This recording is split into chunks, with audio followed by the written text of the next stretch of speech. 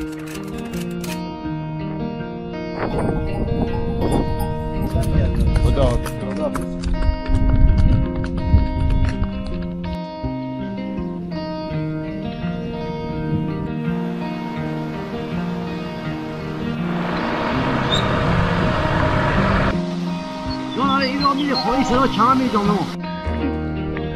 شنیدم آبم نمیدید بهشون.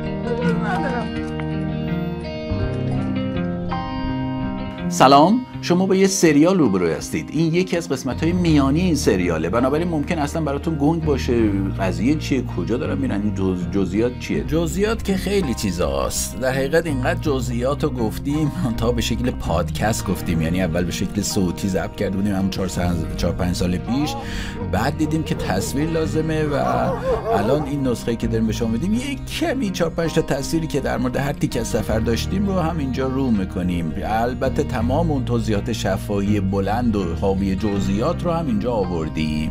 دعوتتون میکنم قسمت اول حداقل سریال رو ببینید و بعد دریابی که داستان چه هست و بعد اگه دلتون خواست از همونجا ادامه بدید، اگه دلتون خواست تیکه تیکه ببینید، توک بزنید، غیر راحت باشید، هر چی دوست دارید، هر شیوهی که دوست دارید اصلا نبینید، شاید راحت ترینش همین باشه.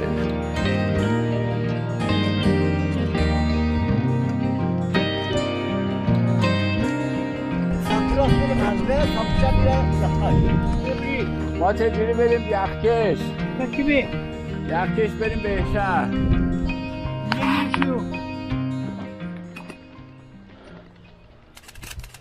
کجای دنیا هستیم؟ این سفر ما کجاست؟ این ایران ماست و اون خط قرمز هم شروع و پایان مسیر ما رو داره نشون میده. شروع از حدود شاهرود، انتها شهر بهشهر، دریای خزر، جنگل ها، کویر. اینم بد نیست ببینید این شاهرود، این شهر شاهرود اینجا، این محدوده مسکونی، این یک کویری در جنوب تقریبا غرب شاهرود وجود داره به اسم کویر حاج علی قلی که خود اون هم جالبه پدیده‌ایه. و بعد ما مسیرمون از شاهرود شروع کردیم، از شاهرود اینجا شروع کردیم، این مسیر رو کنار این بیابون ها و اینا اومدیم. این تیکه سبز روستای موجنه، محمد ما رو از این کنار آورده، وارد روستا نشدیم، رفتیم تو دل کوه های گردنه های نه چندان پرشیبی ولی بالاخره ارتفاع میگیره، اومدیم تا رسیدیم به نقطه شروع حرکتمون.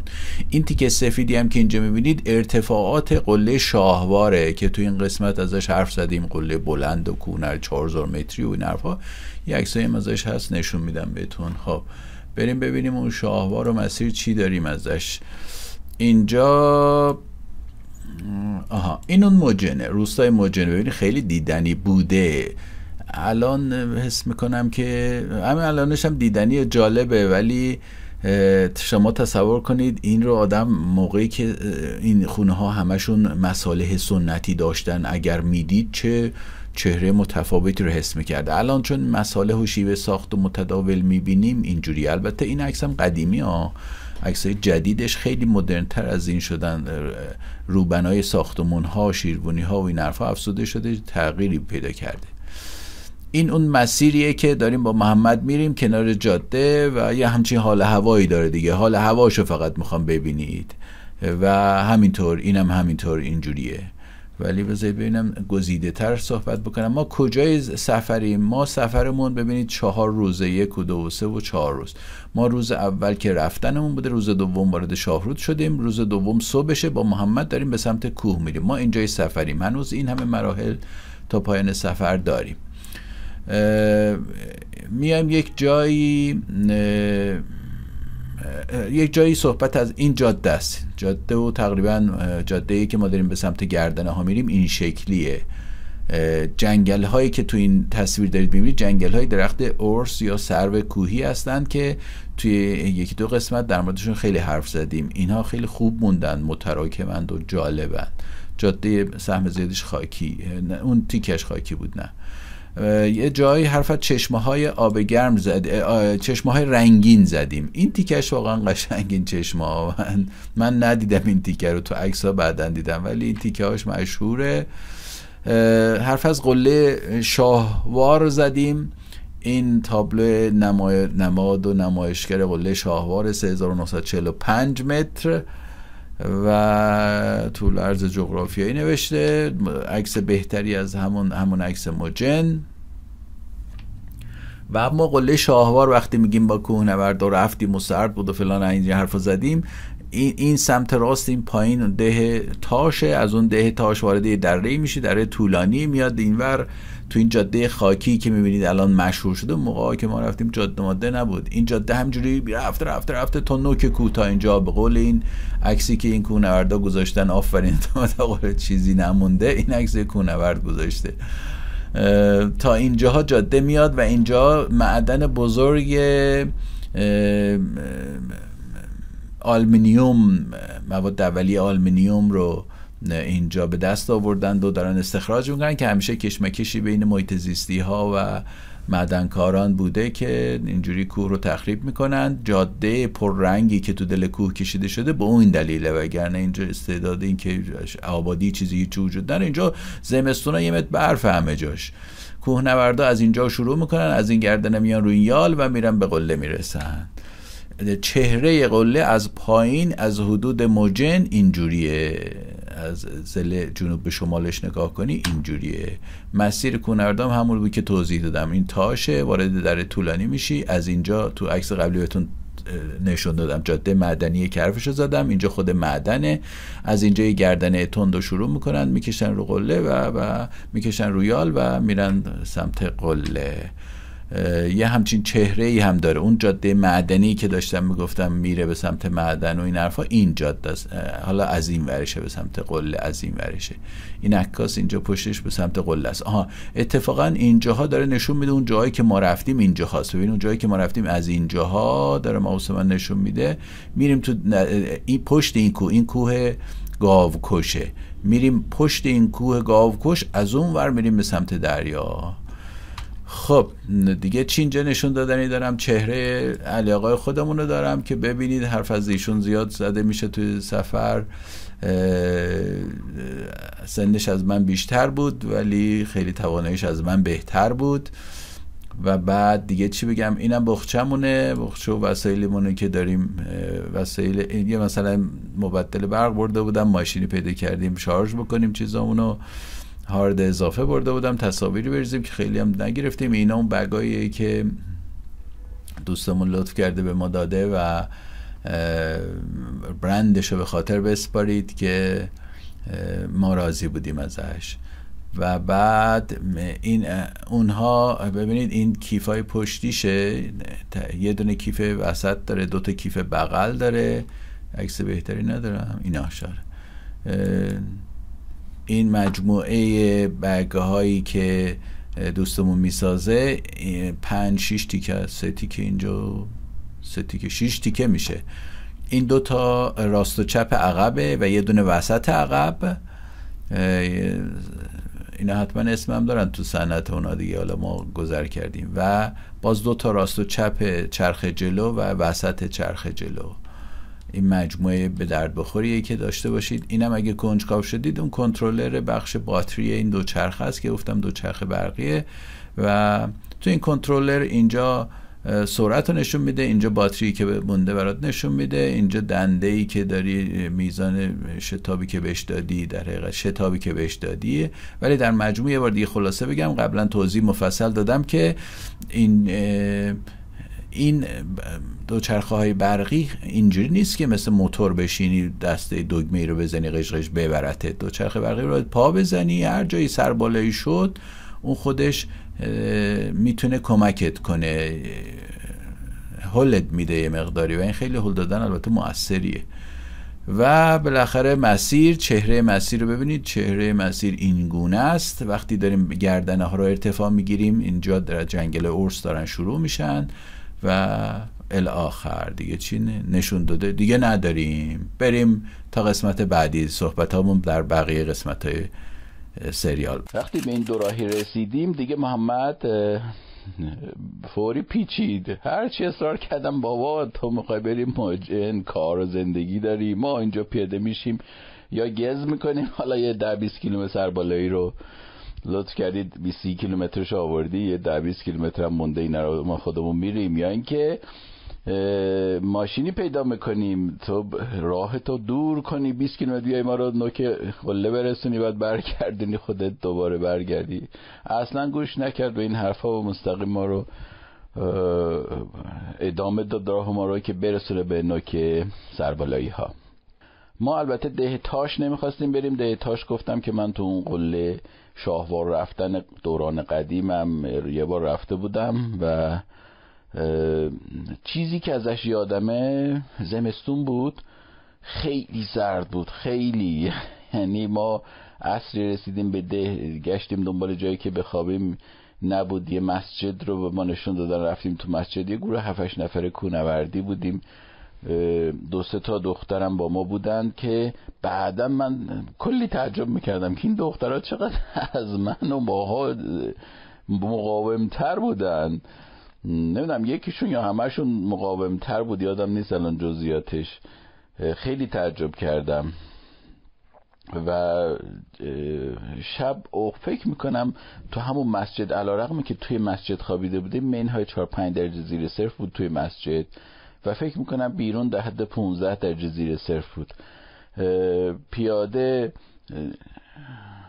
بعد از مسجد سمت رودخونه‌ای که به تاش میاد رو رفتیم. این رودخونه مرتب به سمت شرق میپیچید و ما هم پیچیدیم، به دشت‌های قشنگی رسیده بودیم که همینجوری میره این رودخونه تا به دامنه‌های شمال قله شاهوار میرسه و از اونجا میرن قله شاهوار. اون داستان بماند حالا برای بعد. از محمد پرسیدم که این طرفا آتشکده ندیده. بعد یه لحظه فکر کردم که شاید اسم آتشکده رو خیلی دیگه متداول نیست، از دهانها افتاده. حتی یه جور اکراه هست که نام ببرن که بله اینجا مثلا آتشکده‌ای بوده، چون یکی از مشهورترینش مثلا آتشکده نیاسره که دیگه تو تمام تاریخ و تا سالهای سال اسمش آتشکده نیاسر بود و واقعا آتشکده بود و یکی از آتشکده‌های مشهور بوده. ولی توی مثلا 10-20 سال اخیر برای اینکه این اسم از دهانها بندازن، شهرداری ها تمام تابلوها رو کند و دیگه تو پوسترها و این حرفا تو کاتالوگا نمی‌نویسن آتشکده، میگن چهارتاقی. پرسیدم آیا چهارتاقی تو منطقه تو نیست؟ نه چهارتاقی سراغ داشت نه آتشکده، که در حقیقت جفتشون یکی. یعنی چهارتاقی شکل معماری رو میرسونه، یعنی 4 تا تاق رو به هم متصل کردن باش معمولا آتشکده می ساختن، ولی دیگه اون صفت آتشکده به عنوان مذهبی دیگر، حضور یک مذهبی دیگر رو اینجوری میشه پوشوند. بعد گفت نه نداشتم و نبوده، نیست.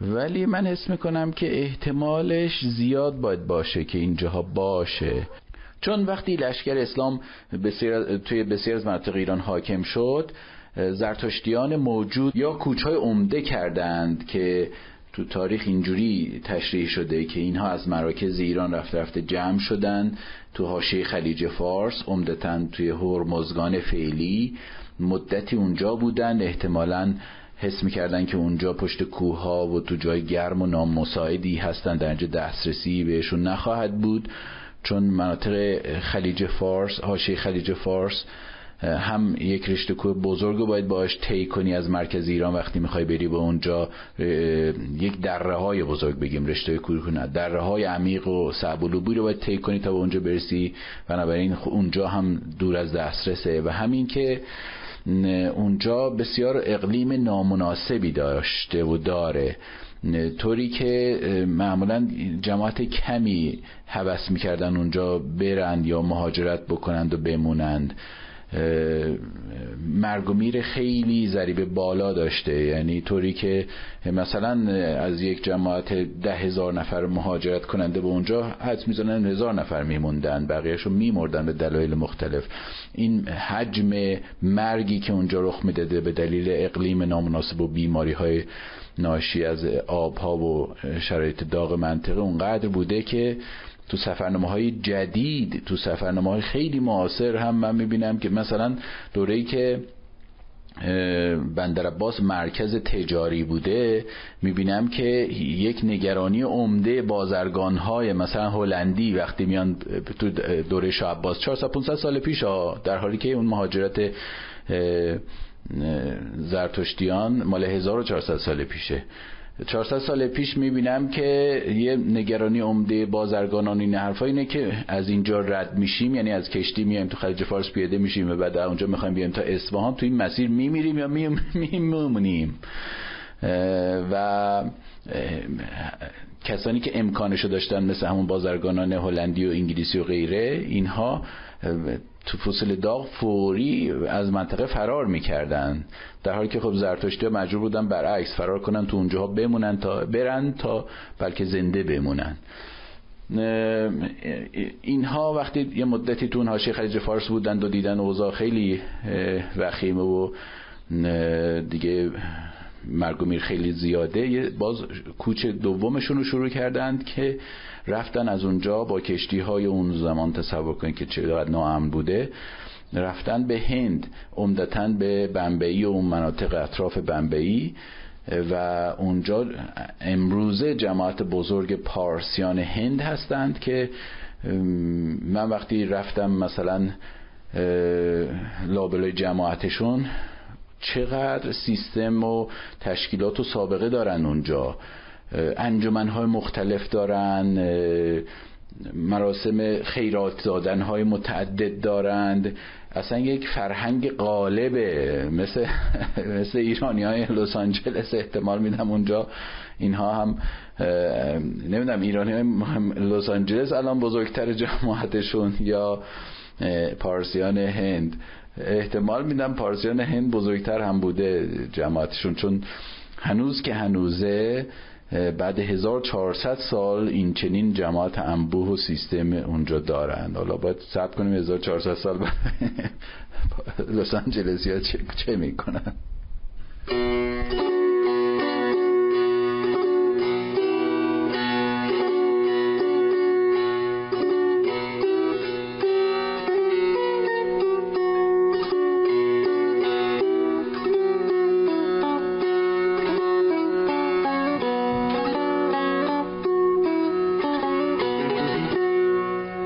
و اینجا هم یکی از اون جاهاییه که دور از دسترس و جای صعب العبوری محسوب میشه، قاعدتا باید اینجا هم باشه، چون مثلا توی همین البرز مرکزی، همین تهران، شمال تهران، شمال کرج، بسیار از مناطق ایران فراوان ما روستاهای زرتشتی نشینی داریم که حتی اسمشون هم مونده، یعنی همین الان بالای کرج ما فقط 3 کیلومتر دورتر از کرج که دیگه الان قاطی کرج شده، روستای آتشگاه هست، روستای آتشگاه هست ولی آتشگاهش دیگه نیست، و فراوون اینها. اینجا من حدس میزنم که باید یه چیزی باشه ولی حالا نیست و یا خراب شده، جای سوالیست باقی مونده. تو این دوراهی ما باید میرفتیم به سمت چپ، یعنی به سمت غرب، تا برسیم به بلندی هایی که دیگه حوضه آبریز جدا میشه، یعنی بارون هایی که میبارن ای قبل از اون ببارن میریزن سمت شاهرود و میرن توی کبیر، و اون چند متر اونورتر ببارن میریزن تو رودخونه ای که ما قرار سفر اون بغل اون رودخونه باشه و میره حدود 160-170 کیلومتر به سمت غرب، میرسه به نکا، از نکا میریزه تو دریای خزر. برای اینکه احساس بکنید سفر رو، با من تو سفر بیایید، اجازه بدید یه مقدار مناظر رو هم توصیف بکنم. ما الان توی یک جاده کوهستانی نه چندان پرشیب منظورم اینه که مثلا گردنه های پر پیچ و خم، هزار چم جاده چالوس و ماشین هی باید گاز بده، نمیدونم به زور فرمون بچرخونه، این حرفا نیست. میره ولی سربالاییه دیگه، با 2 چرخه بری یک کمی میتونی بری، بعدش خسته میشی پیاده میشی، باید پیاده بری. لااقل برای ما اینجوریه، نمیدونم شاید حرفه‌ای‌ها بهتر میتونن برن. این یه سربالایی هست که دارم منطقه رو براتون توصیف میکنم. یه سربالایی هست که برای 2 چرخه رانها خسته کننده است، ماشین رانها با یه گاز متوسطی میتونن مدام برن ولی رفته رفته ماشینشون هم داغ میشه. سمت یکی از سمت همون رودخونه است، رودخونه کم آبی است که حالا آبش از بالا شما شاید نتونید ببینید، لابلای درخت ها و این حرف هاست، درختان کشاورزی متعددی توی بر این جاده هست که مال دهات اطرافه و درخت گردو و زردالو و این حرفا تو منطقه کاشتنش زیاد شده. قدیم ها من میدونم که اینجا هیچ کدوم قدیم ها که میگم مثلا حدود 100 سال پیش اینا هیچ کدوم درختکاری نبودن. اینا عمدتاً به دلیل فقر غذایی حاکم توی کل کشور و منطقه و اینجا قطعاً هم بوده، یا گندم بوده یا جو بوده یا ارزن. ولی بعدن که دیگه ماشینای حمل و نقل جاده و این حرفا ایجاد شد، امکانش شد که میوه بکارن، میوه رو با ماشین ببرن تو شهر بفروشن. قدیما با الاغ نمیشد که مثلا زردالوی شاهرود رو بری تهران بفروشی. بعدن که جاده ها مقدور شد دیگه اینا رفتن رو به کشت محصولات گران قیمت‌تر تا گرانتر بفروشن، با پولش برن گندم ارزان مثلا استرالیا رو بخرن. این شد که این گندم کاریا و این حرفا محدودتر شدن و هر جایی که مقدور بود به جاش زردالو کاشتن، گردو کاشتن و چیزای دیگه. این روند تو این سالهای اخیر هم تو این 10-20 سال اخیر هم خیلی با سرعت بیشتری طی شده. الان تقریبا تمامی کوهستان‌های ایران، حتی کوهستان‌های خشک لرستان و این حرفا هم تبدیل به باغات کاشت سردرختی شده. از جمله مثلا حتی تو لرستان میخوام بگم که کوههای خشک لمیزره‌ای که فقط و فقط گهگداری گله گوسفندی ازش رد میشد، الان کیلومترها در کیلومترها توش بادام دیم میکارن. خب داریم منطقه رو توصیف میکنیم. یه ورش گفتم باغات کشاورزی گردو و زردالو و اینجور چیزاست. یه آبی هم منتهیشون هست که کوچیک دیده نمیشه، ولی آب برای آبیاری درخت‌ها قطعا به اندازه کافی هست. چندین چشمه تو منطقه وجود داره. تابستوناش گرمه، گرم که نه مثل خنک جاهای خوش آب و هواست. اتفاقا باید بگیم اینجایی که ما الان رسیدیم، چون فکر میکنم حدود ارتفاع 2000 متر رو دارم براتون توصیف میکنم، خنکه برای تابستون در قیاس با تابستون شاهرود و مناطق جنوبی تر شاهرود. در مناطق جنوبی تر شاهرود که داغه.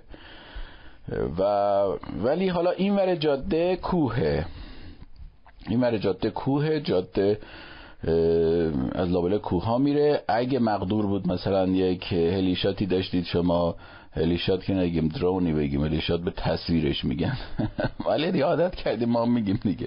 اگه درونی داشتید یا از این دوربینای پرنده‌ای داشتید که میبردید بالا، میدیدید که یه جاده نزدیکای رودخونه کشیدن، یه ورش کوه خیلی بلند شاهواره با حدود 3800-900 متر ارتفاع و اون ورش هم یه سری روستاهایی لابلای درختان و کنار درختان و این حرفا.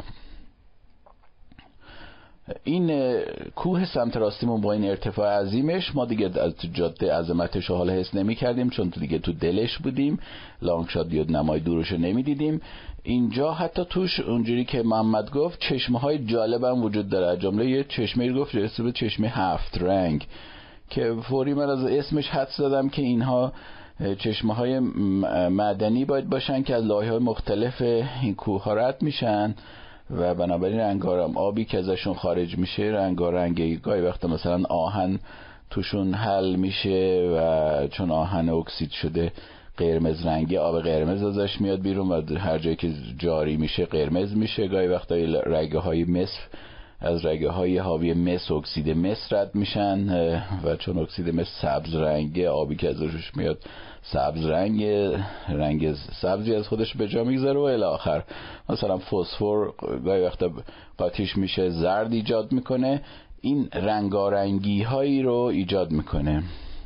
اینجور چشمه ها معمولا توی کوههایی که یک کمی به لایه های آتش فشانی و ولکانیک نزدیک هستن بیشتر وجود داره، چون اون گازها باعث خروج آبهای زیرزمینی به شکل بخار از کف و بعد تبدیل به مایع شدن و بعد تحت فشار هل داده شدن به بیرون این حرفا قرار میگیرن. اینجور چشمات تو اونجور کوهها زیاده. احتمالاً اینجا هم اگر مطالعه بشه، مطالعه شده، من نمیدونم، مشخص میشه که مثلا کجا قله های آتش فشانی وجود داشته. بعد بابای خود من تقریبا 62 سالشه، خودش میگه من میرفتم ایزا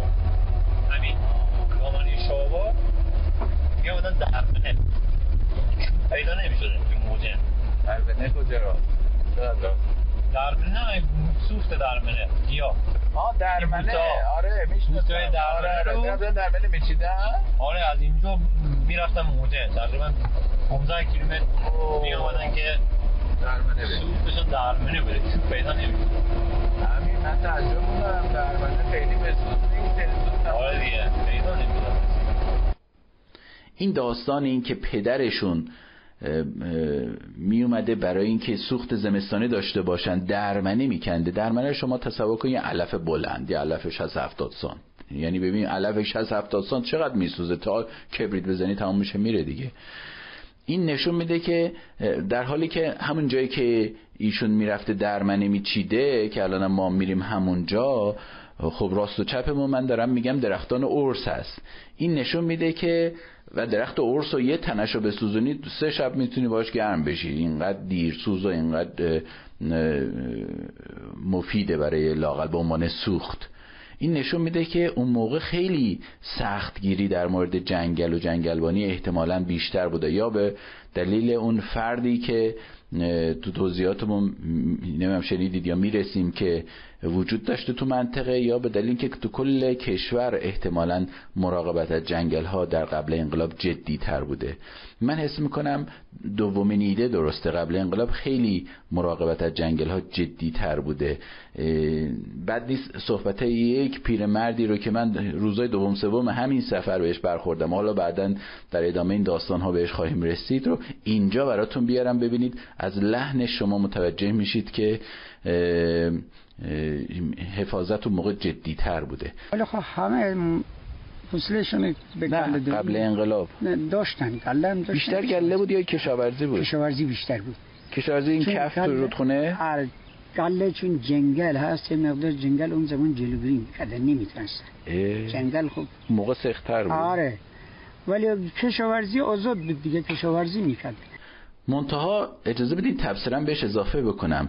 حفاظت جدیتر، ممانعت کردن روستاییان از تعدی به طبیعت وقتی مقدوره که تو برای روستایی امکان معاش دیگری جور کرده باشی. اگر جور نکرده باشی حتی ممکنه کار به شورش بکشه که کشیده و شده. و این اگر هم الان ما کاستی در اینجور مراقبت ها میبینیم، یه دلیل عمده‌اش اینه که فقر به شدت تو کشور حاکم شده، در نتیجه نمیشه، نه حتی بالا دستم بخواد قابل اجرا نیست که روستایی ها رو از اینجور تعدی ها باز بداری. لطفا نظر بدید که این شیوه سفرنامه براتون لذت بخش بوده، ادامه میدید یا نه. ممکنه یکی دو قسمت بشنوید رهاش کنید، ممکنه هم است که نه آلوده بشید بگید ببینیم چی میشه آخرش. فکر نمی کنم اونجوری باشه که بگید چی میشه آخرش، ولی احتمالاً یه اوقات فراغتتون رو پر میکنه، چون تعلیقی توش نیست، فقط اطلاعات و خاطره گویی و این حرف هاست. تعلیقی که داستانی که شما رو بکشه توش کمه. ولی خب صادق باشیم سفرنامه‌های دیگه هم تعلیق توش نیست، همین که این چجوری میرن گاهی وقتا لذت بخشه.